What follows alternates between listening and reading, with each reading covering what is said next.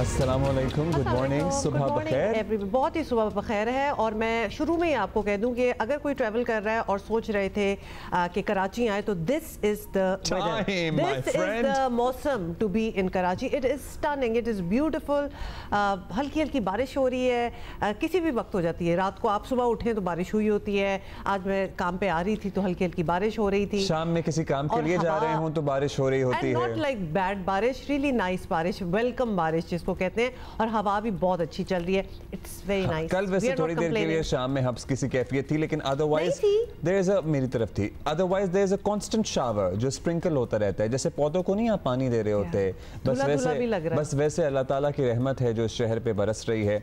बाकी शहरों के मौसम का हाल भी आप तक पहुंचाएंगे, लेकिन अदरवाइज कुछ जगहों से खबरें जरा ऐसी आ रही हैं जिस पे हम फिक्रमंद हो रहे हैं, जहां मानसून की बारिशों की वजह से लैंडस्लाइडिंग की इत्तलात भी हैं, फिर सैलाबी सूरत हाल भी है। सो वहाँ कुछ नुकसानात की इत्तलात भी हैं। लैंडस्लाइडिंग से मुख्तलिफ शाहराहें बंद हो गई हैं। मुल्क में मानसून का पहला स्पेल 25 अगस्त तक जारी रहने का इम्कान जाहिर किया जा रहा है। महकमा मौसमियात ये कह रहा है कि मानसून हवाओं का सिलसिला आज से सिंध में दाखिल होगा, यानी मजीद बाकी कराची के अलावा भी सिंध के दीगर इलाकों में भी बारिश होगी। 19 अगस्त तक कराची, घोटकी, मीरपुर खास, उमरकोट, सांगड़, ठट्टा और सक्खर समेत सिंध के मुख्तलिफ शहरों में गरज चमक के साथ बारिश हो सकती है। NDMA ने पंजाब के बड़े शहरों में अर्बन फ्लडिंग का खदशा जो है वो जाहिर कर दिया है, क्योंकि पंजाब में बारिशें कुछ देर से हो रही हैं और काफ़ी तेज़ भी हो रही हैं, मूसलाधार बारिशें भी हो रही हैं बहुत सी जगहों पे। तो इट कैन गेट बैड तो चलो हम नहीं अभी कहेंगे, बट डेफिनेटली इफेक्ट हो सकता है, क्योंकि ये वही पैटर्न भी चल रहा है कि पूरे मुल्क में ही टॉप टू बॉटम बारिशें चल रही हैं, कहीं अच्छी कहीं ज़रा ख़तरनाक भी हो सकती हैं। अच्छा जी, इसके अलावा वैसे तो मुल्क में सबसे बड़ी खबर यही होनी चाहिए कि मुल्क में इंटरनेट सर्विस इंतहाई सुस्त रवि का शिकार हैं, जिससे करोड़ों डॉलर्स का नुकसान हो रहा है, जिससे अजियत अलग हो रही है। और इसके बारे में हम करेंगे 300 by the way is the figure that has been given. और हुकूमत की तरफ से क्लैरिटी नहीं है, मतलब बताया जाए, जो कल बता रहे हैं, इरशाद फरमा रहे हैं कि जी हम फायरवॉल टेस्ट कर रहे हैं और 3-4 दिन में सूरत हाल बेहतर हो जाएगी। हर मरहले पे आपने प्रोसेस स्टेप बाय स्टेप लोगों को एतमाद में क्यों नहीं लिया? तो सारी बात है। और कल हम मतलब कितना मुश्किल है ये बात समझना कि इस तरह it does not work like this. Absolutely. और मतलब इतनी खामोशी क्यों हो जाती है और उसके बाद डिनायल। भाई जब पूरा मुल्क ये कह रहा है, एक तो आप मान तो जाए ना एटलीस्ट के सब कुछ हो रहा है। कल हम तखमीने की बात कर रहे थे ये कितना नुकसान है, तो अब उसका कुछ जायजा लगाया गया 300 मिलियन एसोसिएशंस वालों को भी मेरा ख्याल है उन्होंने कहा कि अब हम भी आपको बता दें कि 300 मिलियन डॉलर्स का नुकसान मुल्क को हो रहा है if this goes on like this. तो बहुत जल्दी कुछ हो जाना चाहिए। 2-3 दिन में हो जाएगा मामला ठीक, वो भी देख लेते हैं जी। इसमें हम तफसील से आगे चलकर बात करेंगे। कल भी हमने बड़ी ही तफसील से बात की थी। अभी एक और मुद्दा जो उठा हुआ है, पाक फौज ने कल अपने मजीद 3 साबिक अफसरान को तहवील में लेने का ऐलान किया है। दिस इज बिग, जिनमें 2 रिटायर्ड ब्रिगेडियर्स और 1 रिटायर्ड कर्नल शामिल हैं। इन अफसरान पर मुल्क को अदम इस्तेहकाम का शिकार करने के लिए सियासी गठजोड़ का इल्ज़ाम है। ये तीनों अफसरान एक सियासी जमात और फैज़ हमीद के दरमियान राब्ता का किरदार अदा कर रहे थे। वज़ीर इत्तलात अता तारा समझते हैं कि अभी और भी लोग पकड़े जाएंगे। जलफैज से तहकीकात के नतीजे में जो 3 अफसरान जिनको हिरासत में लिया गया है, ये सियासी मफादात को कौमी मफादात पर जब तरजीह दी जाती है, और बानी चेयरमैन PTI लगता यह है कि जेल से भी पैगाम रसानी चल रही थी और राब्ते में थे। अब कोशिश की जा रही है कि वो अपने आप को डिस्टेंस करें इस चीज़ से, तो ये इससे डिस्टेंस किया नहीं जा सकता। ये रोज़े रोशन की तरह आया है कि बानी चेयरमैन PTI की ईमा, मंशा, ख्वाहिश वो शामिल थी जब जल फैज़ ने तमाम इकदाम किए, और वो राब्ता भी था, आपस का एक मिलाप था जिसके तहत ये मामलात किए जाते थे, मगर इसको लीड बानी चेयरमैन PTI कर रहे थे। तो जनरल फैज़ से जो तहकीकात की गई और 3 अफसरान को जो गिरफ्तार किया गया, मजीद शवाहिद भी सामने आ रहे हैं, मजीद एविडेंस सामने आ रही है। अच्छा जी, मज़ीद एविडेंस तो सामने आएगा। आपको ये भी बता दें कि जनरल फैज़ की पुश्त पर खड़ी रहने वाली तहरीक इंसाफ नई सूरत हाल से परेशान है। इमरान खान की जल्द रिहाई और इस्टेब्लिशमेंट से मुज़ाकरात के इम्कानात अब मज़ीद कम हो गए हैं, मगर तहरीक इंसाफ बदस्तूर जनरल फैज़ का दिफा कर रही है। बानी PTI ने कल जनरल फैज़ को अपनी हुकूमत का असासा करार दिया। हालांकि परसों तक वो अपने आप को वैसे डिस्टेंस भी कर रहे थे, लेकिन कल आपको पता है हर दिन ही बात बदलती है। जबकि ये भी बताएं कि पार्टी के जनरल सेक्रेटरी उमर अयूब ने इस बारे में क्या कहा, बल्कि आप खुद देख लें। जनरल फैज़ हमीद साहब के हवाले से जो आप बात कर रहे हैं, वो आर्मी एक्ट और फील्ड जनरल कोर्ट मार्शल, वो अपना रास्ता खुद अख्तियार करेगा। इस डिपार्टमेंट का एक डिपार्टमेंट है आर्मी मुसल्लह अफवाज भी, वो खुद ब खुद अपना रास्ता इख्तियार करेगा और कानून अपना उनके पास हक है जाने का हाई कोर्ट में।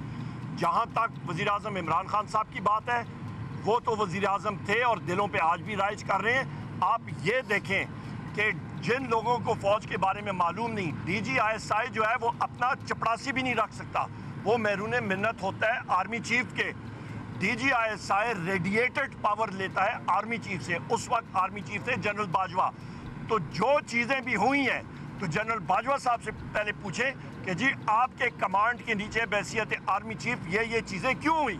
नंबर एक, उसमें कोर कमांडर्स भी हैं, उसमें जनरल फैज़ भी हैं, उसमें बहुत सारे, ये सारे के सारे जो हैं फिर सारों को सामने आना चाहिए। मामला महज 4 साबिक फौजी अफसरान के खिलाफ कार्रवाई तक महदूद नहीं है। बानी PTI की सहूलतकारी के इल्ज़ाम में अडियाला जेल के मजीद 2 अफसरान, साबिक डिप्टी सुपरिटेंडेंट और असिस्टेंट नाजिम से भी तफ्तीश जारी है। तहरीक इंसाफ की परेशानी अपनी जगह, मगर नून लीग की अपनी सफ़ों में भी कन्फ्यूजन तो है। वज़ीर दिफा ख्वाजा आसिफ जनरल फैज़ को जहाँ नौमी वाक़यात का मास्टरमाइंड समझते हैं, वहीं जनरल बाजवा पर मौजूदा army chief general Asim Munir के खिलाफ साजिशें करने का भी इल्ज़ाम लगाते हैं। बल्कि ख्वाजा आसिफ ने कहा कि जनरल बाजवा ने मार्शल लॉ लगाने की धमकी भी दी थी। नून लीग ही के मलिक अहमद खान जनरल बाजवा को क्लीन चिट देते नजर आते हैं। राधा वो कह तो रहे थे कल कि मैं उनका दिफा नहीं कर रहा, लेकिन वो कर रहे थे दिफा उस प्रोग्राम में। दोनों ने क्या कहा, बारी बारी सुन लें। क्या ये दुरुस्त है कि जनरल बाजवा साहब जो हैं वो आपके सामने भी मार्शला की बातें करते थे, धमकियां देते थे, मैं मार्शला लगा दूंगा? मीर साहब, आपने, मैं जो बात नहीं करना चाहता था आपने कर दी है, और मैं उसके लिए मुझे लिहाज जो है वो फिर कहूँगा मलिक अहमद खान साहब का लिहाज और उनके साथ जो एक मोहब्बत और प्यार का रिश्ता है उसकी वजह से जो है ना मैं नहीं करना चाह रहा था। लेकिन एक सिटिंग में उन्होंने जिसको कहते हैं इस तरफ भी इशारा किया, जो आप बात कर रहे हैं ये एग्जैक्टली ये भी इशारा किया था कि मैं मार्शला लगा दूंगा। जी जी जी जी। तो खाई साहब, अब आप वज़ीर दिफा हैं इस मुल्क के, तो एक आर्मी चीफ जो है उसने बतौर एक फ़ौज के सरबराह के वज़ीर दिफा के सामने कहा कि जी हम मार्शला भी लगा देंगे, और सिर्फ आपके सामने नहीं कहा, ये बातें तो उन्होंने NDU में एक ऐसे मजमे में कही हुई हैं, मजमे में कही हुई हैं। तो क्या फिर उस बंदे पर उसका एहतसाब नहीं होना चाहिए? ठीक है, मैं कौन होता हूँ, मेरी इतनी जो आप वज़ीर दिफा हैं, आप वज़ीर दिफा हैं इस मुल्क के। आगे औकात से बढ़ के बातें कर रहा हूँ। लेकिन मीर साहब ये देखें, ये जब ख्वाहिशात की जो है एक सैलाब हो ख्वाहिशात का, तो इंसान जो है ना वो फिर अल्टीमेटली स्टम्बल करता है, इंसान ठोकर खाता है। इमरान साहब की ख्वाहिश उस पर इंस्टीट्यूशन के रूल बुक से थोड़ी मुतसादिम थी, और वो चाहते थे कि उस रूल को भी आप बिल्कुल फोरगो कर दें और इनकी कंटिन्यूटी यहीं पर रहनी चाहिए। अगर जनरल बाजवा साहब की कोई नवाज शरीफ साहब के साथ डील हुई होती तो वाक़याती एतबार से उसके बाद के हुए वाक़यात आपके सामने हैं।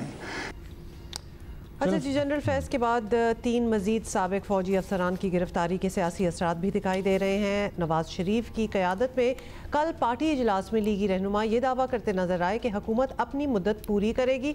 लेकिन इसमें इंटरेस्टिंग ट्विस्ट जिसको कहते हैं ना, दिलचस्प बात यह है कि माजी में हर तकरीर में जनरल फैज़ को निशाने पर रखने वाले मियाँ साहब ने कल तमाम रहनुमाओं को साफ कह दिया है कि जनरल फैज़ पर कोई बात नहीं होगी और ये फ़ौज का अंदरूनी मामला है। तो अब आई गेस वो काम पूरा हो गया, तो अब बात नहीं मेरा होनी। ख्याल है इसकी यही तौजीह हो सकती है कि अब चलिए जो वक्त था उन्होंने बात कर ली, अब कार्रवाई का आगाज़ हो गया है, तो अब वो क्यों बात करें। लेकिन एट द सेम टाइम ये बात कहने की या दोहराने की या इसको मेंशन करने की ज़रूरत क्यों पेश आ रही है मुस्लिम लीग नून के लोगों को कि हुकूमत अपनी मुद्दत पूरी करेगी? पहले कोई शक था कि why is there a need for it to say, to reiterate it? I wonder. Senior सहाफ़ी हामिद मीर साहब हमारे साथ मौजूद हैं। मीर साहब ये बताइएगा प्लीज़ के ज़ाहिर है आपके पास बहुत सी मालूमात हैं जो और लोगों के पास नहीं होती हैं। जनरल फैज़ और उनके साथियों की गिरफ्तारी और फील्ड कोर्ट मार्शल के ऐलान के बाद अता तारा साहब ने बयान जारी किया, कहा कि और भी लोग शिकंजे में आएंगे और ये बात फ़ौज तक महदूद नहीं रहेगी। आपकी नज़र में किसी और इदारे की तरफ भी बात जा सकती है? बात निकली है तो दूर तलक जाएगी, लेकिन इसमें सबसे जो अहम तरीन पहलू है वो ये है कि जनरल फैज़ साहब जो हैं वो सिर्फ 3-4 साल पहले पाकिस्तान की चंद ताकतवर तरीन शख्सियात में से एक थे। एक इशारा करते थे और सियासतदान जो है वो जेल के अंदर चला जाता था, एक इशारा करते थे तो किसी टीवी एंकर पर पाबंदी लग जाती थी, एक इशारा करते थे तो टीवी चैनल्स की हेडलाइंस तब्दील हो जाती थी, चलते प्रोग्राम बंद हो जाते थे।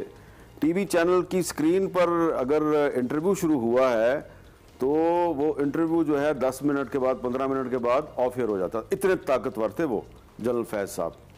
लेकिन आज देखें कि खुद भी गिरफ्तार हो गए और जो लोग उनके साथ राब्ते में थे वो भी हिरासत में हैं और उनकी भी तहकीकात हो रही हैं। तो इसमें सबक है।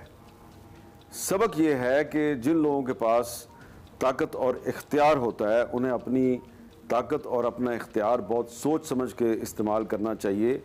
लोगों के साथ ज़्यादती नहीं करनी चाहिए, नाइंसाफ़ी नहीं करनी चाहिए। अल्लाह ताला की ज़ात जो ऐसे हालात पैदा कर देती है कि आप खुद जो गड़ा दूसरों के लिए खोदते हैं उसमें गिर जाते हैं। तो जनरल फैज़ साहब जो हैं, जब वो ISI के DGC थे, फिर वो DG ISI थे, तो उन्होंने सिर्फ एक सियासी जमात के अंदर अपनी जड़ें मजबूत नहीं की, 3-4 सियासी जमातों में जड़ें मजबूत की और वो जो उनके ताल्लुकात थे वो उनकी रिटायरमेंट के बाद भी उनके बहुत काम आए। और ख़ास तौर पे ये जो मौजूदा हुकूमत है, इस हुकूमत के दौर में भी उनके खिलाफ जो 1-2 केसेस जो है वो शुरू हुए जब, तो उन्होंने बंद करवा दिए क्योंकि उनके इस हुकूमत में भी बड़े ताल्लुकात थे। लेकिन जो अब उनके खिलाफ तहकीकात शुरू हुई हैं, इसमें फ़िलहाल तो सिर्फ कुछ रिटायर्ड फ़ौजी अफसरान जो है उनका नाम आ रहा है। लेकिन मुझे लगता ये है कि इसमें कुछ सियासी शख्सियात जो हैं वो भी तहकीकात की जद में आएंगी और मामला जो है वो अदलिया की कुछ रिटायर्ड और कुछ हाजिर सर्विस शख्सियात की तरफ भी जाएगा। उसकी वजह यह है कि जनरल फैज़ साहब के पास जब ताकत और इख्तियार था तो उन्होंने मुख्तलिफ हाई कोर्ट्स में जजेस को अपॉइंट करवाने में, उनको प्रमोट करवाने में बहुत अहम किरदार अदा किया था। और फिर जब वो रिटायर हो गए तो उनका डायरेक्टली इनडायरेक्टली अदलिया की भी कुछ शख्सियात के साथ उनका राब्ता था। तो वो जो रिटायर्ड और हाजिर सर्विस शख्सियात हैं, हो सकता है उनसे भी पूछा जाए कि भाई ये फैज़ साहब जो हैं, ये इनके मैसेंजर्स आपके पास आते थे तो वो क्या बातचीत होती थी। तो ये तो पूरा एक पेंडोरास बॉक्स खुलने वाली आप बात कर रहे हैं कि इसमें अदलिया, सियासी शख्सियात सब कोई आ सकता है। अच्छा, अब यहाँ हुकूमत के अपने अंदर एक बड़ी कन्फ्यूजन जो है वो नज़र आ रही है। ताड़र तो इमरान खान पर इल्ज़ामात लगा रहे थे, लेकिन ख्वाजा आसिफ के एक के बाद एक इंटरव्यू में ये तासुर मिल रहा है कि असल पावर, असल इख्तियारात और लॉन्ग टर्म इक़्तिदार का ख्वाब किसी और का था। इमरान खान तो इस्तेमाल हो रहे थे। तो आपके ख्याल में किस बात में ज़्यादा वज़न है, और ख़ासतौर पे आपके अपने शो में ऐसी काफ़ी बातें हुई हैं?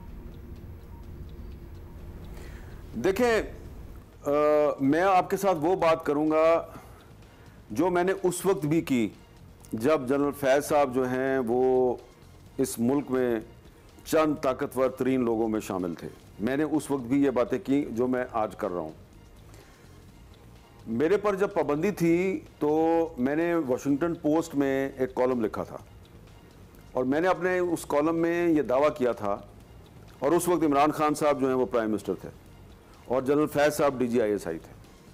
तो मैंने अपने उस कॉलम में दावा किया था कि जो इमरान खान साहब के इर्द गिर्द उनके जो कुछ मशीर हैं, और जनरल फैज़ साहब का मैंने उसमें नाम लिखा था, ये पाकिस्तान में पार्लियामेंट्री फॉर्म ऑफ गवर्नमेंट ख़त्म करके सदारती निज़ाम लाना चाहते हैं और ये कबल अज़ वक्त इंतखाबात करवाना चाहते हैं। यानी कि जो इंतखाबात 2023 में होने थे, जो बाद में 2024 में हुए, तो जनरल फैज़ साहब जो हैं ये ख़ुद आर्मी चीफ बन के नवंबर 2022 या दिसंबर 2022 में इलेक्शन करवाना चाहते थे और उसमें ये 2/3 मेजॉरिटी दिलवाना चाहते थे तहरीक इंसाफ को। और इनकी कोशिश थी कि तहरीक इंसाफ और पाकिस्तान पीपल्स पार्टी का एक अलायंस बन जाए जिसमें इनको कामयाबी नहीं हो रही थी।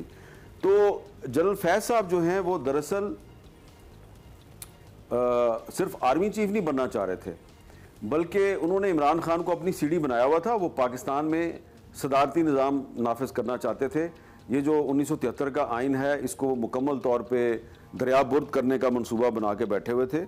तो यहाँ तक मैं आपको दावे के साथ कहता हूँ कि आप जिनके साथ मैं गुफ्तगू कर रहा हूँ, आप अपने मीडिया में ऐसी शख्सियात को जानते हैं, आप उनको बहुत क्लोजली जानते हैं, जिनको जनरल फैज़ ने कहा कि मैं 30 साल तक कहीं नहीं जा रहा, इसलिए आप मेरे साथ खड़े हो या मेरा साथ दें, वरना आपको बहुत नुकसान होगा। 30 साल अंदाजा लगाएं, जनरल फैज़ ने इस मुल्क में 30 साल तक इख्तियारात पर कब्जा करने का मंसूबा बनाया हुआ था। वो इमरान खान को तो सिर्फ इस्तेमाल कर रहे थे। वो तो पीपल्स पार्टी वालों को ये कहते थे कि ये इमरान खान जो है ना, इसको मैं 5-10 साल बाद फारग कर दूंगा, फिर आपकी बारी है। तो वो पीपल्स पार्टी वाले जो है उन्होंने तो घाट घाट का पानी पिया हुआ है। तो जब उनके साथ ये गुफ्तगू शुरू हुई तो उनको शक पड़ा कि यार ये चाहता क्या है बंदा। जब उसको इंगेज किया, इससे मजीद डिटेल्स लेनी शुरू की, तो ये फैज़ साहब उनको कहते थे मैं तो जो है ना जी इमरान खान से भी बड़ा तंग हूँ, और मैं तो जी शरीफ बरादरान से भी बड़ा तंग हूँ। देखे मैंने शरीफ बरादरान को कितना फैसिलिटेट किया है, नवाज शरीफ को मैंने पाकिस्तान से बाहर भिजवा दिया है, फिर भी जो है वो वहाँ जाके मेरा नाम लेते हैं।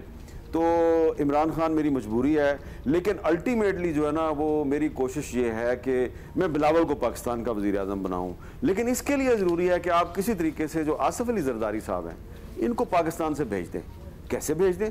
तो फैज़ साहब ने कहा वैसे ही भेज देंगे जैसे हमने नवाज शरीफ साहब को भेजा है। तो इनके बड़े बड़े मंसूबे थे, ये हर किसी को इस्तेमाल करने की कोशिश करते थे। तो ख्वाजा आसिफ साहब जो हैं वो सही कहते हैं कि फैज़ साहब जो हैं वो इतने ताकतवर हो चुके थे कि आखिरी दिनों में तो जनरल बाजवा साहब ने भी उनसे खौफ खाना शुरू कर दिया था। So much to take in. So much to take in, लेकिन जब आपके एम्बिशंस इतने ज़्यादा बड़े हो जाएं तो वो आप खुद अपने आप उसमें निगले जाते हैं, आपको निगल लेते हैं आपके एम्बिशंस जब इतने बड़े हो जाएं। टाइम एंड अगेन ये एग्जांपल्स जो हैं ये सामने हमारे सामने होती हैं, लेकिन फिर वो जो सबक वाला लफ्ज़ है ना वो हम पता नहीं क्यों नहीं सीखते।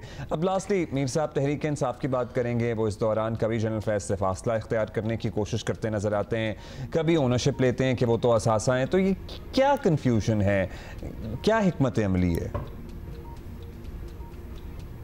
देखें, तहरीक इंसाफ जो है वो पता नहीं किसी को मिसगाइड कर सकती है या नहीं कर सकती। मैं तो देखें एक जर्नलिस्ट हूँ, मैं तो आपके साथ वो बात करूँगा जो मेरे पर्सनल नॉलेज में है। मैं जानता हूँ तहरीक इंसाफ में कौन से लोग हैं जिनको जनरल फैज़ साहब जो हैं वो अप्रोच करते थे और उनके ज़रिए कोशिश करते थे कि तहरीक इंसाफ जनरल फैज़ की मर्ज़ी के मुताबिक चले। तो वो जो सियासतदान है ना वो सोचते थे कि ये जनरल फैज़ जो हमें इंस्ट्रक्शन देता है, इस इंस्ट्रक्शन पे अगर हम अमल दरामद करें तो इसका तो नुकसान ही नुकसान है। क्योंकि फैज़ साहब जो है वो ऐसी असाइनमेंट देते थे, फ़लाँ हाज़िर सर्विस फ़ौजी अफसर का नाम लो, उसके बारे में ये कह दो, उसके बारे में वो कह दो। तो जो तहरीक इंसाफ के रहनुमा इनकी बात नहीं ना मानते थे, फिर ये उन तहरीक इंसाफ के रहनुमाओं के बारे में उन्हीं के कुलीग्स के ज़रिए खान साहब को पॉइजन करने की कोशिश करते थे। और फिर जब उन बेचारों को पता चलता था कि जनाब वो हमारी शिकायत लग गई है, फिर वो बेचारे इधर उधर बात करते, यार ये फैज़ का क्या करें। तो मैं आपको बता रहा हूँ, ये भी बात जो मैं अभी आपसे कर रहा हूँ, ये 5 दिन बाद, 10 दिन बाद, हफ्ते बाद, महीने बाद ये सामने तो आनी है। तहरीक इंसाफ में 5-6 रहनुमा ऐसे थे जो जनरल फैज़ से बहुत तंग थे। क्योंकि यहाँ तक कि जनरल फैज़ जो है उन्होंने ये तक डिक्टेट कराने की कोशिश की कि ये जो आपने अभी तंजीम साजी की है तो इसमें आपने फलां डिवीज़न में जो ओहदा है ये उसको क्यों दिया है और उसको क्यों नहीं दिया, यहाँ तक वो मैनेज करने की कोशिश करते थे। तो इस पर तहरीक इंसाफ के अंदर हो सकता है कि कुछ लोग जो हैं वो उनके साथ थे। मैं जानता हूँ एक जनूबी पंजाब के एक तहरीक इंसाफ के रहनुमा हैं, वो जनरल फैज़ का पैगाम लेके जाते थे कि भाई जनरल साहब ने कहा है कि ये जो आपने फलां उदा दिया ना फलां बंदे को ठीक नहीं है, इससे वापस लेके उसको दे दो।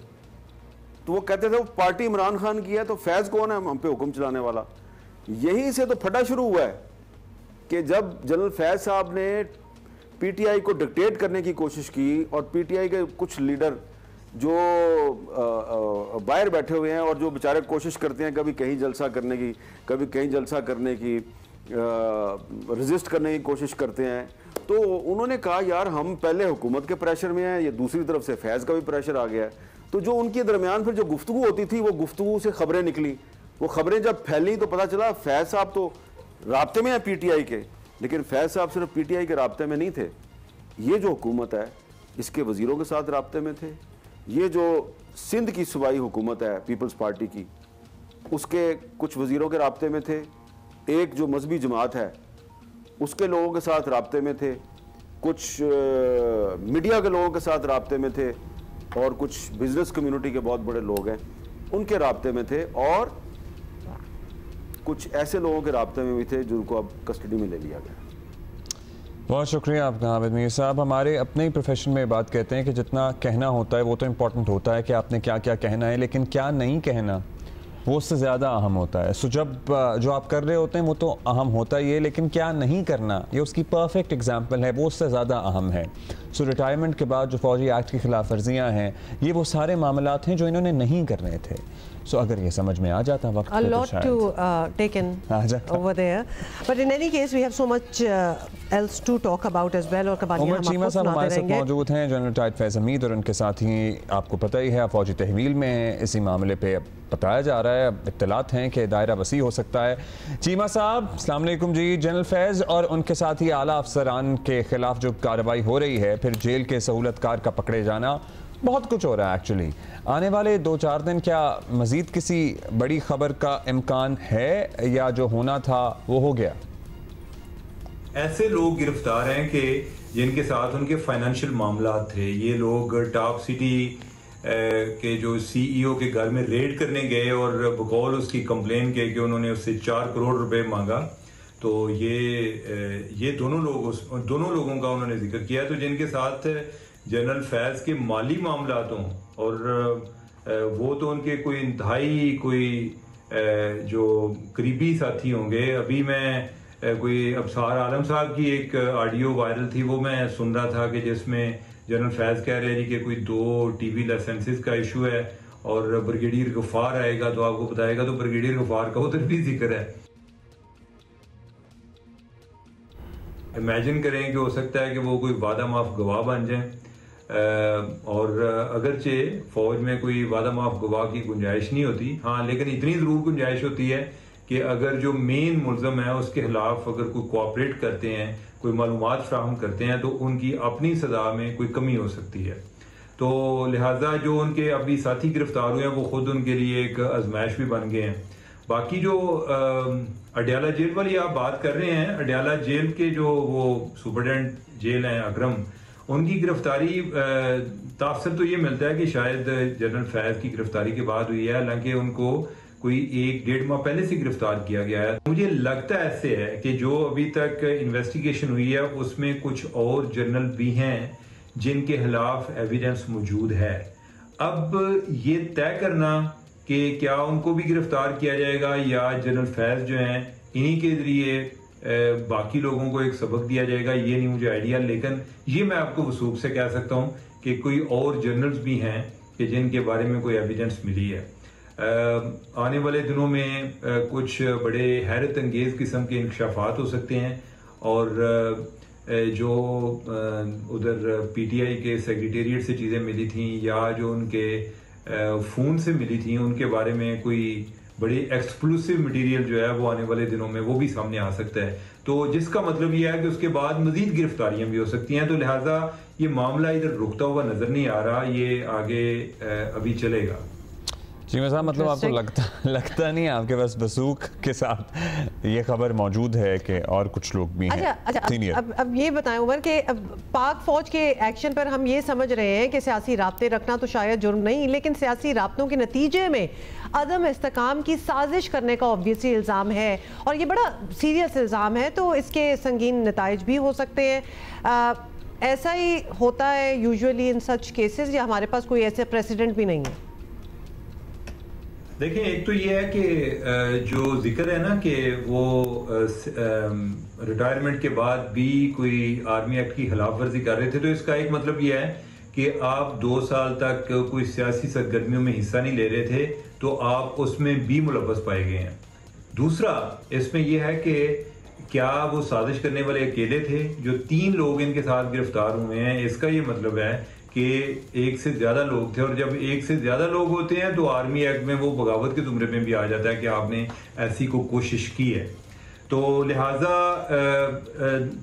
ये जो सारा अमल है, इसमें एक और बात का भी जवाब है कि अक्सर लोग ये बात करते थे कि फौज को अगर कोई बंदा आकर टकरा है या टक्कर का बंदा मिला है तो वो इमरान खान मिला है। जब जो उनसे पहले लोग थे उनमें और इमरान खान में एक फ़र्क था, वो ये था कि they were shooting in the darkness, कि उन्हें खुद नहीं पता था कि हम जो फायर करते हैं वो किधर जाकर लगता है, और जिस अदारे के साथ उनका वास्ता है वो कितना मजबूत है, वो लोग अंदर से इनकी बात को पसंद करते हैं, नापसंद करते हैं, या उनके वल्नरेबल पॉइंट्स क्या हैं।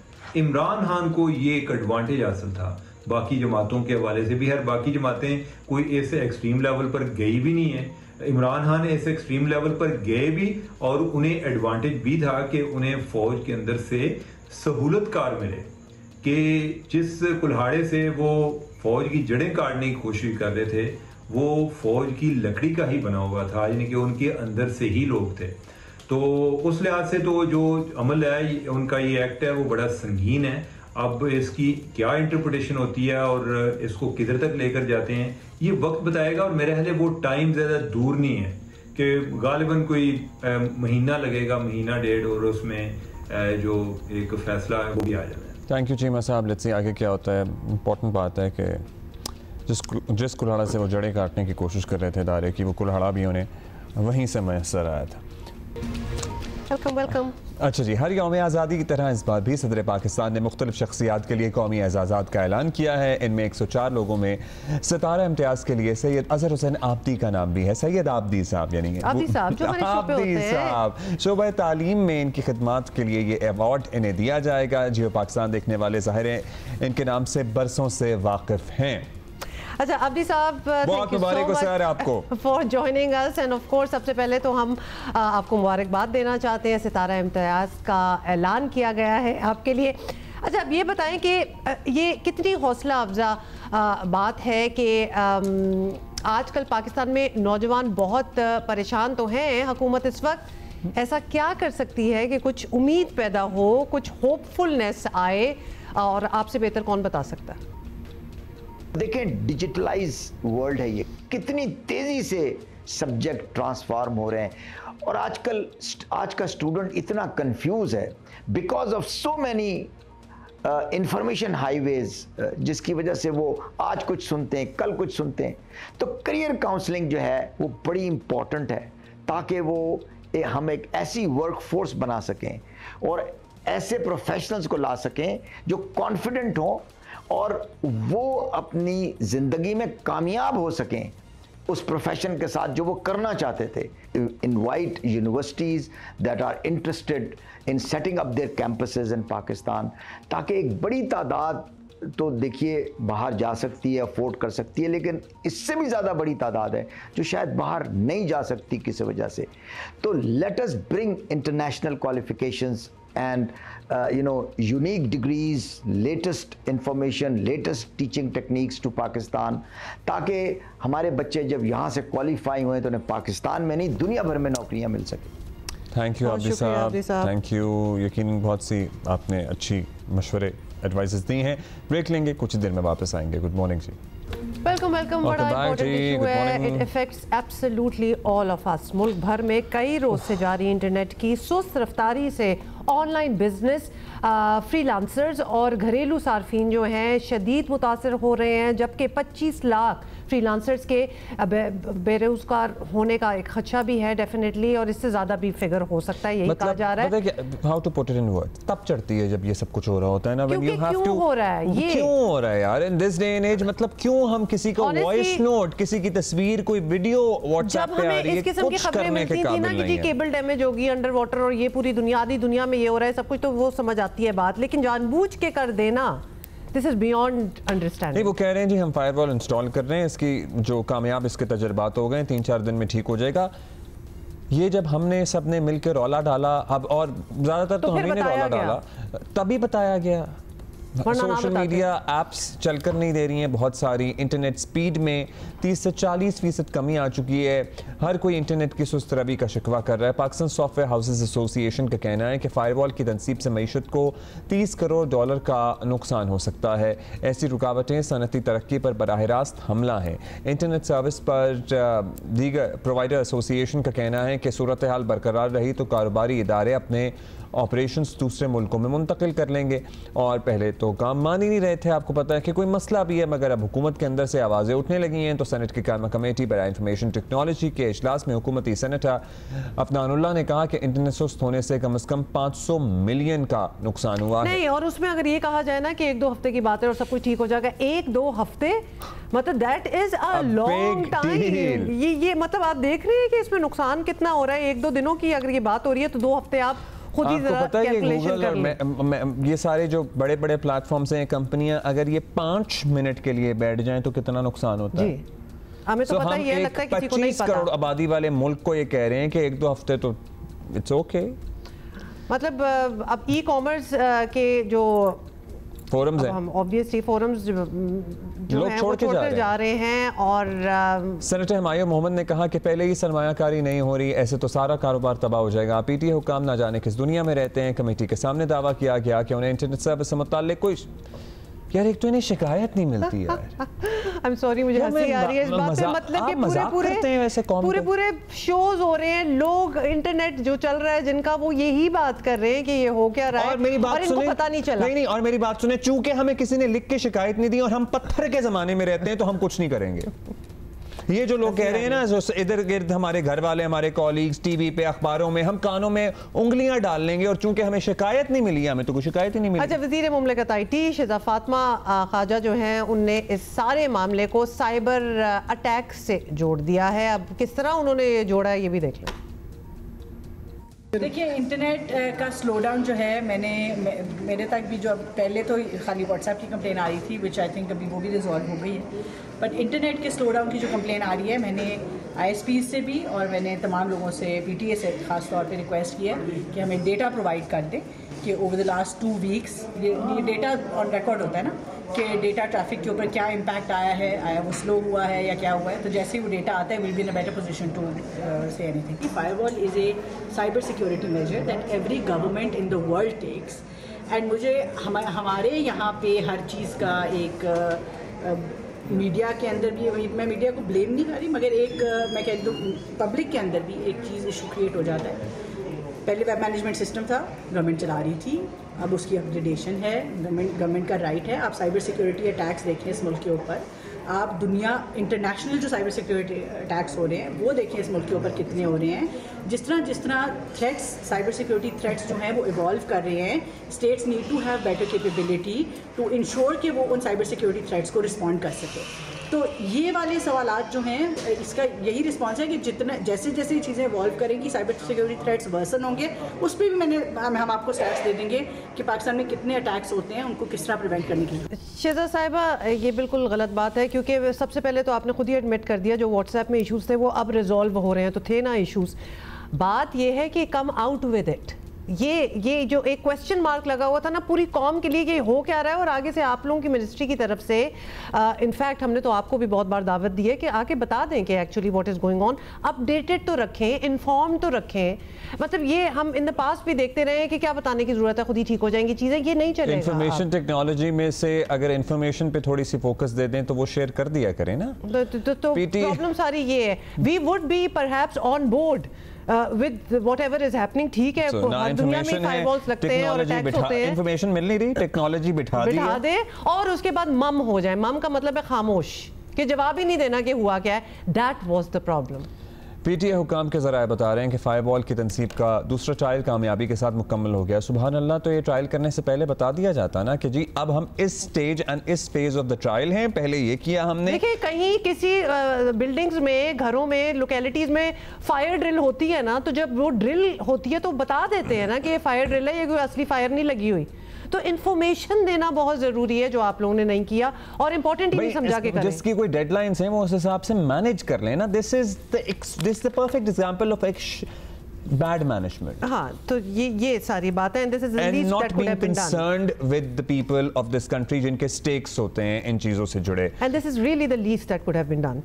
हाँ, ये बाकी तो कोई कुछ नहीं कह रहा ना रोक रहा है ना कुछ कर सकता है ना इस पे। अभी तो वो तो दूसरी स्टेज की बहस है कि लग रही है नहीं लगनी चाहिए। भाई आपसे बता देते, जिनकी डेडलाइनें थी, जिन्होंने अपने प्रोजेक्ट सबमिट करने थे, जिन्होंने क्लाइंट्स को सर्विसेज देनी थी, वो कह देते जी 3 दिन हमारा सिस्टम, हमारा इंटरनेट बैठा रहेगा, हम 5वें दिन आपको देंगे। और फिर एग्जैक्टली कोई आगे अपने काम की कमिटमेंट ना करता ना, कि जी उनको भी आगे बता देते जो ई कॉमर्स में करते हैं कि जी 10 दिन तक तो हम कोई काम नहीं कर सकते। बट ये क्वेश्चन मार्क दुनिया भी फिर कहती है भाई तुम लोग किस किस्म के हो, तुम लोगों को कुछ पता ही नहीं होता। सेनेट की कायमा कमेटी पर इंफॉर्मेशन टेक्नोलॉजी ने कल ये मामला देखा और इजलास में कमेटी मेंबर रहनुमा मुस्लिम लीग नून सेनेटर अफनानुल्लाह खान भी मौजूद थे। उन्होंने भी इज़हार ख्याल किया था, वो हमारे साथ अभी मौजूद है। अफनान साहब शुक्रिया। अफनान साहब, ज़ाहिर है इंटरनेट के हालात पर सभी परेशान हैं। ज़्यादा परेशानी इस बात पर है कि कोई कुछ बताने को तैयार नहीं था। अब सेनेट की कायमा कमेटी इजलास में मामला आया तो पता चला है कि हक़ाइक़ क्या हैं। क्या आप लोगों को क्या बताया गया, कितना नुकसान हो चुका है, कितना अभी और होना है? देखिए, सेनेट की कायमा कमेटी के में ये बात डिस्कस हुई है और उसके अंदर जो है वो जो रेलेवेंट लोग थे, मिनिस्टर साहिबा भी वहाँ पे थी, सेक्रेटरी भी वहाँ पे थी और पीटीए के लोग भी वहाँ पे आए हुए थे।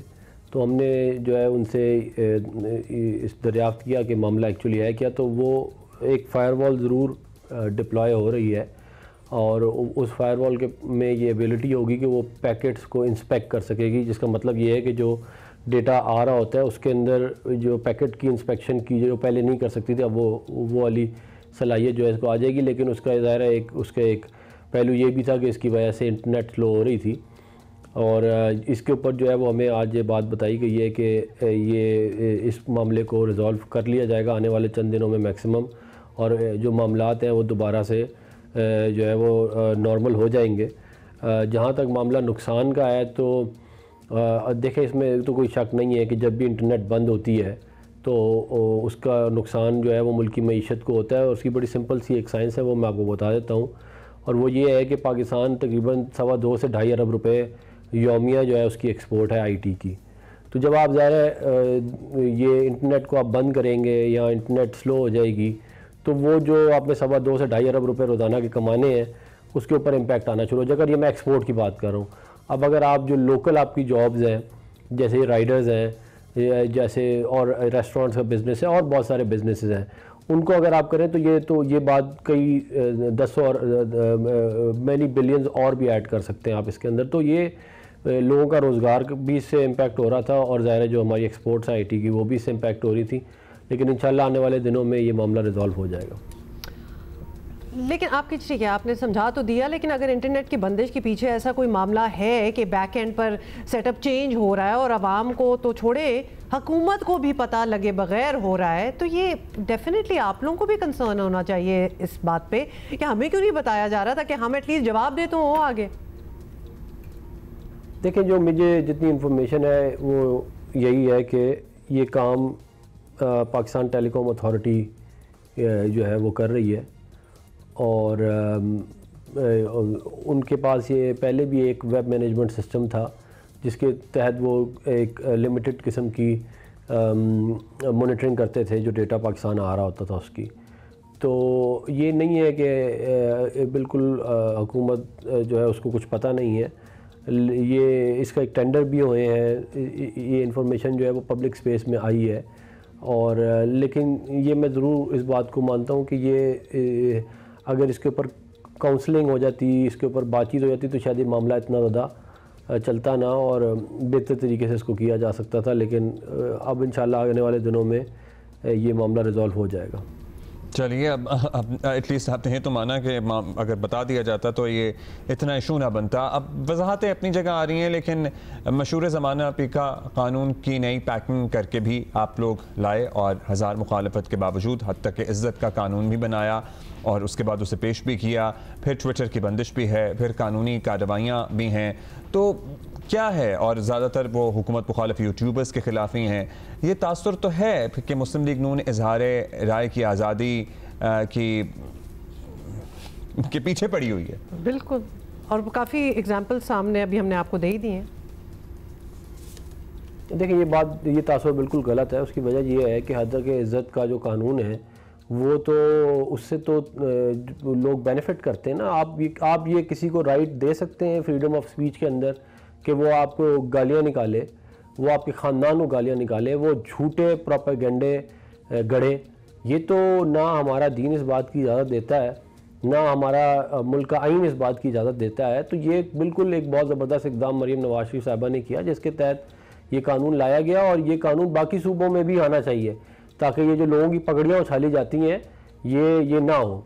जहाँ तक पीका की बात है, मैं दोबारा पीका के अंदर भी कोई ऐसा बात नहीं है। ये एक देखें, आपके मुल्क के अंदर अगर साइबर स्पेस है, आईटी का काम है, उसके अंदर कोई साइबर बुलिंग हो रही है, कोई कानून तोड़ा जा रहा है, लोगों की वीडियोस बनाई जा रही हैं, वो लोगों को ब्लैकमेल किया जा रहा है, तो आपके पास कोई कानून होगा जिसके तहत आप उन लोगों को पकड़ेंगे तो तभी ये काम हो सकता है ना। मतलब अदरवाइज़ तो आप फिर कह दें कि जी हम सारे कानून ख़त्म कर देते हैं तो छुत्तर बामार हो जाए, तो जो जिसका दिल चाहे वो करता रहे। ऐसे भी तो नहीं हो सकता। हमने इस मुल्क में मियाँ मोहम्मद नवाज शरीफ साहब की क़यादत में जंग लड़ी है जमहूरियत की, फ्रीडम ऑफ स्पीच की। हम पे इस तरह के इल्ज़ाम लगाना जो है वो मेरा ख्याल है बिल्कुल भी अच्छी बात नहीं है और ये दुरुस्त नहीं है। शुक्रिया आपका। बहुत शुक्रिया सर साहब। लेकिन वो कवानीन की जो आप बात कर रहे थे, ख़ास तौर पे हद तक इज़्ज़त वाली, वो कवानीन वैसे हमारे पास पहले थे। इट्स जस्ट दैट इम्प्लीमेंट कभी नहीं हुए, कभी बात नहीं हुई। A new one was not needed. Internet services देने वाली कंपनियों की तंजीम है जी wireless and internet service providers association of Pakistan, विस्पैप। इसके चेयरमैन हैं शहजाद अरशद। उनसे हम बात करते हैं कि अब तक क्या तखमीना लगाया गया है। शहजाद साहब, कई दिनों से पाकिस्तान में इंटरनेट जिस रफ्तार और जिस अंदाज से चल रहा है, सर्विस तो ज़ाहिर है किसी तरह भी काबिल कबूल नहीं है सारफीन को। अब ISPs ऐसा क्यों कर रहे हैं? आवाम के साथ कुछ मालूमात हैं तो प्लीज़ हमसे शेयर करें। जी सर, बेसिकली पहली बात तो ये है कि ISPs ऐसा कुछ आवाम के साथ कर नहीं रहे हैं। हम लोग भी क्योंकि अपलिंक प्रोवाइडर के सिस्टम पे होते हैं और हमें अपलिंक प्रोवाइडर्स की तरफ से भी कोई इंटीमेशन या PTA की तरफ से कोई इस तरह का नोटिस वगैरह नहीं आया कि कोई काम चल रहा है या डाउनग्रेड चल रही है बैंडविड्थ के ऊपर और वो कितना अर्सा तक चलेगी। तो यही हमारा भी सवाल है और हम लोगों से भी लोग यही सवाल करते हैं कि ये बैंडविड्थ के मसाइल और ये जो स्पीड के इश्यूज आजकल चल रहे हैं, ये कब तक रिजॉल्व हो जाएंगे। तो ये अब आपके सामने ही है। हम लोग भी इसी सवाल के ऊपर जो है वो वर्किंग कर रहे हैं और इसी हवाले से ये आपके पास जो है एक आवाज़ उठाने का मौका मिला है हमें। चलिए, लगता है आपको भी कोई ख़ास इतनी इन्फॉर्मेशन नहीं है, लेकिन चलिए ये बता दें क्या अंदाज़ा है आपका कि पाकिस्तान इसमें कितना नुकसान हो रहा है? सर देखिए, सबसे बड़ी मेन चीज़ ये है कि आजकल आपने पिछले चंद सालों में देखा है कि एक ट्रेंड बन गया है कि लोग ऑनलाइन काम करते हैं। उससे एक तो उनको एक अच्छी इनकम आ जाती है डॉलर्स में या यूरोज में, या बाहर से जो भी पैसे आ रहे हैं आप कन्वर्ट करते हैं तो एक अच्छी अमाउंट बन जाती है। अब अगर वो अपना काम ही टाइम पे डिलीवर नहीं कर सकेंगे तो उनको वो अगले जो काम कराने वाले हैं वो पैसे तो टाइम पे नहीं देंगे ना। तो ये सबसे बड़ा मसला है कि जो हमारे मेन कॉर्पोरेट्स हैं, फॉर एग्जांपल कॉल सेंटर्स हैं या जो वीडियोस के रिलेटेड काम करते हैं या कोई ग्राफिक्स वाले हैं या जिन्होंने कुछ कंटेंट अपलोड करना होता है, वो जो है ना वो सख्त परेशानी में है। अब वो अगर टाइमली कोई चीज़ डिलीवर नहीं कर पाएंगे तो वो उनके ऑर्डर्स मिलना जो है वो उनको स्लो हो जाएंगे या कम हो जाएंगे या बंद भी हो सकते हैं। अभी रिसेंटली आपने भी देखा होगा कि वो फाइबर के हवाले से कोई बात चल रही थी, आल्दो वो फाइबर ने उसको डिक्लाइन किया है, लेकिन ये है कि कुछ हमारे जो फ्रीलांसर्स हैं उनका यही कहना है कि हमारे काम के ऊपर जो है ना वो तकरीबन 50 to 60% तक फ़र्क पड़ गया। यानी अगर एक बंदे को एक दिन में 2 काम मिलते थे तो अब वो 2 के बजाय 1 मिल रहा है या कुछ समटाइम्स 1 भी नहीं मिल रहा। तो ये इस हवाले से तो जो भी रेवेन्यू डॉलर्स में पाकिस्तान में आता था वो डेफिनेट सी बात है कि वो जो है वो अब वो कम हो जाएगा अगर इसी तरह से सिचुएशन चलती रही तो।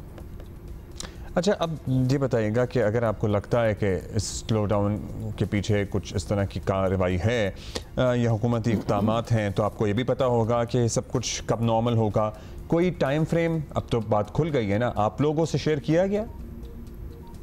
सर बेसिकली हम लोग तो एसोसिएशन है ISP की, तो उसमें अभी इशू ये है कि हम तमाम ISPs को मोस्टली यानी मोस्ट ऑफ देम जो है उनको कोई इस तरह का कोई नोटिफिकेशन नहीं है या कोई टाइम फ्रेम नहीं दिया गया कि कितना अरसा में ये हल हो जाएगा। हमें इशू नहीं है, लेकिन सबसे बड़ी चीज़ ये है कि गवर्नमेंट अगर कोई काम कर रही है वो ज़रूर करे, खुल के करे, लेकिन एक टाइम फ्रेम दे दे कि आपको 10 दिन 15 दिन 20 दिन इंटरनेट इस तरह मिलेगा, उसके बाद जो है वो ठीक हो जाएगा।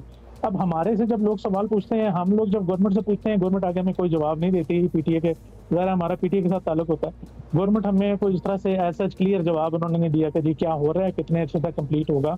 तो यही आपके तवसत से मैं ये कहना चाहूँगा कि एटलीस्ट एक क्लियर पिक्चर दे दें कि जी ये सिचुएशन है और इतने अरसे में जो है ये आपके मसले हल होंगे। तो हम कम से कम अपने कस्टमर्स को, जिस तरह बिजनेस कम्युनिटी है या ऑनलाइन काम करने वाले हैं, उनको कम से कम एक टाइम फ्रेम मिल जाएगा कि ये इतना अरसा लग सकता है। अभी कोई क्लैरिफाई नहीं है कि इसमें कितना प्रॉब्लम कितना अर्सा तक मजीद आएगा। All people are asking for is a clear picture। बहुत शुक्रिया आपका। You're right। All right, okay। Shahzad Rashid साहब कह रहे हैं हमें भी अभी भी नहीं कुछ बताया गया कि कब तक ठीक हो जाएगा, ताकि हम ही अपने लोगों को बता दें, आगे जो हम सर्विस प्रोवाइडर्स हैं उनको बता दें, सर्विस प्रोवाइडर्स अपने कंज्यूमर्स को बता दें। So yeah, this is the case। अच्छा, पाकिस्तान क्रिकेट टीम की बात कर ले। पाकिस्तान क्रिकेट टीम की एशिया कप से शुरू होने वाली शिकस्त के सफ़र का क्लाइमैक्स जो था वो वर्ल्ड कप की शिकस्त था, और टीम की लगातार बदतरीन परफॉर्मेंस से महज क्रिकेट लविंग पाकिस्तानी नेशन ही मायूस नहीं हुई, बल्कि इसके असरात जो हैं वो कौमी और हुकूमती सतह पर भी देखे जा रहे हैं। और इसका आपको किस तरह पता चलेगा कि क्रिकेट टीम का कोई खिलाड़ी 14 अगस्त पर, अभी 2 दिन पहले, जश्न आज़ादी की तकरीबात में नज़र नहीं आए। दे वर नॉट इन्वाइटेड। और ना ही कौमी एजाज़ात की फहरिस्त जो लिस्ट थी, हमेशा कोई ना कोई तो होता ही है, इसमें भी कोई शामिल नहीं था। तो हमें डर ये है कि कहीं ये ना हो कि लोगों का इंटरेस्ट बिल्कुल ही ख़त्म हो जाए, बिकॉज परफॉर्मेंस तो हमारी बेहतर हो नहीं रही और क्रिकेट का हाल हॉकी वाला ना हो। पाकिस्तानियों की क्रिकेट में गैर मामूली दिलचस्पी पर भी कारी ज़रब लगी है। बुरी परफॉर्मेंस से खिलाड़ियों की फ़ैन फॉलोइंग भी मुसलसल कम हो रही है, और बाज़ लोगों की जानिब से इस खदशे का इज़हार किया जा रहा था कि कौमी टीम ने अपनी कारकर्दगी बेहतर नहीं बनाई। तो क्रिकेट का हाल भी हॉकी वाला हो सकता है। अब बांग्लादेश टीम 2 टेस्ट खेलने के लिए पाकिस्तान आ चुकी है। पहला टेस्ट 21 अगस्त से रावलपिंडी में होगा, दूसरा 30 अगस्त को होगा कराची में। अगर कौमी टीम बांग्लादेश के खिलाफ एक बड़ी जीत हासिल कर लेती है तो प्रॉब्ली कुछ बेहतर हो जाएगी साख, लेकिन क्या इसके इम्कानात हैं? अब्दुल माजिद भट्टी साहब हमारे साथ मौजूद हैं, सीनियर स्पोर्ट्स जर्नलिस्ट। भट्टी साहब, जो अवेलेबल रिसोर्सेज हैं, हमारी जो सूरत हाल है, जो टीम हमारी अब खेलेगी बांग्लादेश के खिलाफ, हमें कितना होपफुल होना चाहिए कि हम जीतेंगे टेस्ट मैचेस, अगर हुए तो, एज इन बारिश से मुतासर नहीं हुए तो? अच्छा अब्दुल्ला, मैं आपके इस क्रिकेट के सवाल का जवाब देने से पहले, अभी जो आप इंटरनेट का सेगमेंट कर रहे थे, बांग्लादेश की टीम जिस तरह आपने बताया इस वक्त लाहौर में है। कल बांग्लादेश के क्रिकेटर्स ने भी शिकवा किया है कि पाकिस्तान में जो इंटरनेट की सुस्त रवि है उसकी वजह से उन्हें अपने मुल्क में अपनी फैमिली मेंबर से राब्ता करने में मुश्किलात पेश आ रही हैं। तो ये एक इंटरनेशनल इशू भी बन गया है कि पाकिस्तान में एक मेहमान टीम आई है, वो भी शिकवा कर रही है कि यहाँ इंटरनेट की सुस्त रवि की वजह से हमें भी मसाइल पैदा हो रहे हैं। लेकिन बिल्कुल आपने जो बात की क्रिकेट की, तो पाकिस्तान टीम को बहुत ज्यादा जीत की जरूरत है। आपको पता है कि 8 महीने पहले जो पाकिस्तान ने आखिरी टेस्ट मैच और टेस्ट सीरीज खेली थी अगेंस्ट ऑस्ट्रेलिया, पाकिस्तान तीनों टेस्ट मैच हार गया था। फिर उसके बाद वनडे में पाकिस्तान को शिकस्त रही, T20 में पाकिस्तान को नाकामियां रही। तो बहरहाल पाकिस्तान को एक बड़ी जीत की तो जरूरत है। उसी जीत के ताकुब में अब पाकिस्तान ने अपने कोचेस तब्दील कर रही हैं, टीम के मैनेजर तब्दील हो गए हैं। तो अब देखना है कि बांग्लादेश की टीम, वैसे अगर आप ICC रैंकिंग देखें तो लोअर टीयर की टीम है। अभी पाकिस्तान का जो असल इम्तहान है वो तो अक्टूबर में इंग्लैंड की टेस्ट सीरीज है उसके बाद वैसे आप जब बांग्लादेश की बात बता रहे थे ना कि वो वहाँ के जो क्रिकेटर्स आए, एम्बैरेसिंग तो है, लेकिन मजीद एम्बैरेसिंग इसलिए कि वो लोग कंप्लेन कर रहे हैं जिनके अपने मुल्क में इस वक्त क्या हो रहा था, लेकिन उनका इंटरनेट जो था वो चल रहा था, and that is how they were obviously organising themselves. बहुत ही कुछ देर के लिए वहाँ पे भी ब्लॉकेजेस आई थी, लेकिन सारा ऑर्गेनाइज जो किया जा रहा था, उनका जो मुहिम था, उनकी रेवोल्यूशन जो वो लाए हैं, वो इसी तरह थी ना कि इसी पे चल रहे थे, और ऑफ कोर्स कुछ देर के लिए बंद कर दिया था। लेकिन हमारा तो पीस टाइम्स में ये हो रहा है, हमें तो समझ नहीं आती ना कि क्या हो रहा है। इन एनी केस भट्टी साहब, हम उम्मीद क्या रखें अपनी टीम से? अब मतलब उम्मीदें तो रखनी चाहिए। किस साइड का पलड़ा आपको भारी लग रहा है स्टैटिस्टिकली अगर देखें, अगर खिलाड़ियों को देखें? Also because we are playing test under Shan Masood after a very long time, और शान मसूद इसको लीड कर रहे हैं। देखिए, पाकिस्तान का जो फास्ट बॉलिंग का शोबा है वो मेरे ख्याल में बांग्लादेश के मुकाबले में बहुत ज्यादा सुपीरियर है। हमारे पास शाहीन शाह अफरीदी हैं, नसीम शाह हैं, मीर हमजा हैं, तो मेरे ख्याल में पाकिस्तान के जो फास्ट बॉलर्स हैं वो ज्यादा अच्छे फास्ट बॉलर्स हैं। और पाकिस्तान की बैटिंग ऑन पेपर तो हमेशा से तगड़ी रही है, लेकिन हमारी बैटिंग अक्सर कभी बहुत ज्यादा अच्छा परफॉर्म कर देती है। लेकिन उम्मीद यही है कि बांग्लादेश के खिलाफ हमारी टीम जो है वो बेहतर परफॉर्म करेगी। लेकिन अब्दुल्ला, ये जो आपने 14 अगस्त वाली बात की ना, पिछले एक हफ्ते से पाकिस्तान क्रिकेट टीम के तमाम बड़े प्लेयर्स, जिनमें बाबर आजम, शान मसूद, शाहीन शाह अफरीदी, सरफराज अहमद, नसीम शाह, ये सब इस्लामाबाद में हैं। वाकई इनको किसी ने 14 अगस्त की किसी तकरीब में नहीं बुलाया, बल्कि 13 अगस्त को पाकिस्तान क्रिकेट बोर्ड ने एक पॉडकास्ट रिलीज की जिसमें शान मसूद और पाकिस्तान क्रिकेट टीम के जो हेड कोच है जैसिद गिलेस्पी, वो रिक्वेस्ट कर रहे हैं कि पिंडी टेस्ट जो 21 तारीख की शुरू होना है उसमें पाकिस्तान क्रिकेट टीम ने मदऊ किया है अरशद नदीम को कि वो पाकिस्तान टीम के ड्रेसिंग रूम में अपनी जेवलिन और गोल्ड मेडल के साथ आए और पाकिस्तानी क्रिकेटर्स को बताएं कि आपका ये जीत का जो सफर था ये किस तरह पाया तकमील तक पहुंचा। और पाकिस्तानी टीम जो दुनिया को इंस्पायर करती थी, अब वो अरशद नदीम की सक्सेस से इंस्पायर होकर आगे बढ़ना चाहती है। चलिए, अच्छी बात है, जो भी कामयाब हो उससे इंस्पायर होना चाहिए। वो भी हमारे हीरो है ऑब्वियसली, लेकिन अच्छी भी बात है, अजीब भी थोड़ी सी बात है। इन एनी केस भट्टी साहब, थैंक यू। अच्छा, बांग्लादेश में आपको याद, जब शेख हसीना वाजिद जो है वो जा रही थी मुल्क छोड़ के, भारत फरार हो रही थी, तब भी कंप्लीट ब्लैकआउट था इंटरनेट का, ताकि वो खबर ही लीक ना हो सके। और आज़ादी इजहार राय पे कदगने जिस तरह उन्होंने अपने दौर में लगाई और आवाज़ उठाने की किसी को इजाज़त नहीं थी, उस मामले से भी सबक हासिल करना चाहिए। और हमारे तो पीस टाइम्स चल रहे हैं ना, we are not at war with anybody और within ourselves, are we? अच्छा, वेलकम बैक जी। हालिया दिनों में पाकिस्तान में क्रिकेट के अलावा जिन खेलों में लोगों की दिलचस्पी बढ़ती नज़र आ रही है, इसमें गोल्फ भी शामिल है, और इसका नतीजा गुज़श्ता वीकेंड पर होने वाली 28वीं chief of the naval staff open championship में नज़र आया कि मुकाबले बड़े सख्त देखे गए हैं। और एमेच्योर ख़वातीन में तो थे ही ये मुकाबले, प्रोफेशनल कैटेगरी में भी बहुत टैलेंट नज़र आया, और इस बार ट्रॉफी जीती है अहमद बेग ने, जिन्होंने 12 अंडर पास स्कोर किया है। सो कंग्रेचुलेशंस। एंड वो सुबह में बरतानवी नशरियाती इदारे की वो रिपोर्ट भी देख रहा था, वो कैडी ने जो गाड़ी जीती है, ऑल वन किया है, और it was what a story. अच्छा जी, अहमद बेग ने हमें ज्वाइन किया है, उन्हीं से बात कर लेते हैं। अस्सलाम वालेकुम, बहुत बहुत मुबारक हो आपको। सबसे पहले तो ये बताइएगा कि ये विन जो है ये आपके लिए क्या मायने रखती है? अस्सलाम वालेकुम जी, थैंक यू सो मच।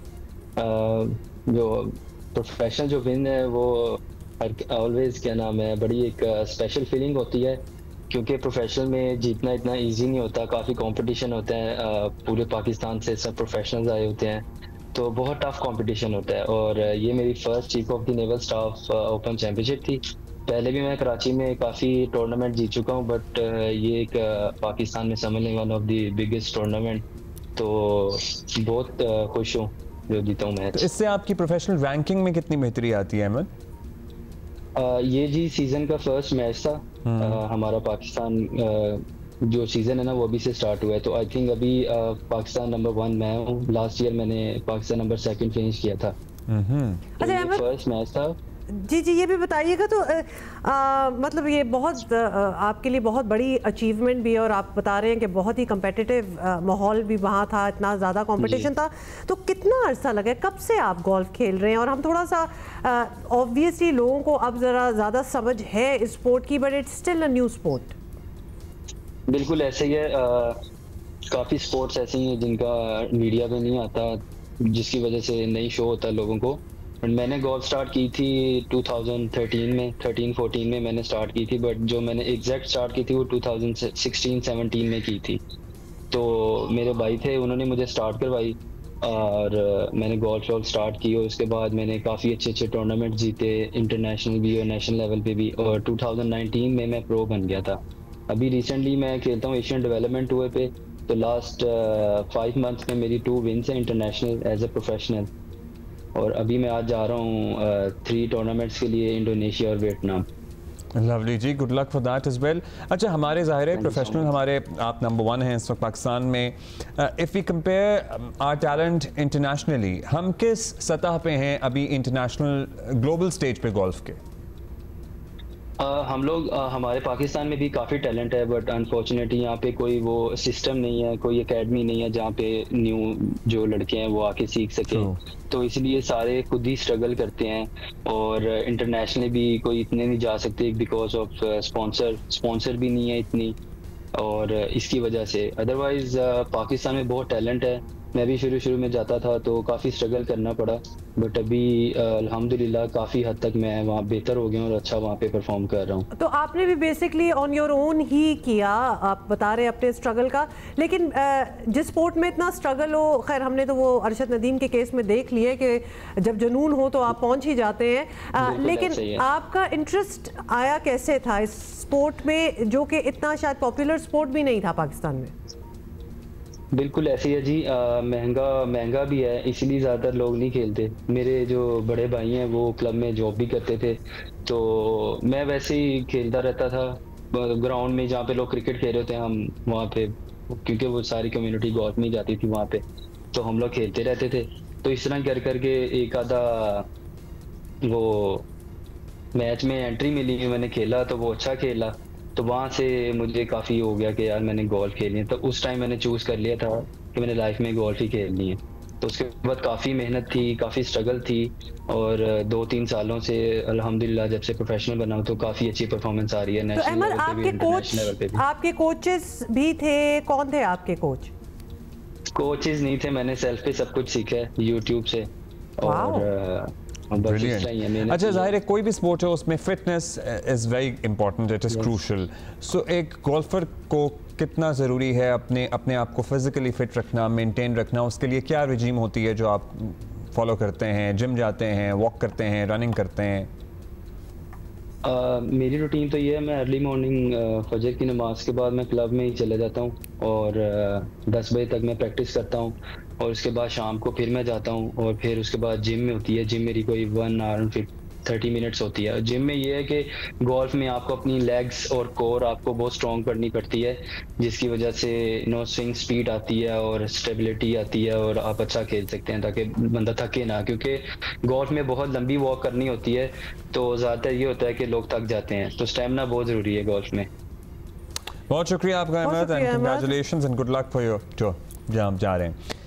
बेहतरीन, खुद ऑनलाइन यूट्यूब वगैरह से सीखा है। ये वाली इंस्पायरिंग स्टोरीज होती हैं। जैसे अरशद का भी यही था, खुद ही स्टार्ट हुए थे वो।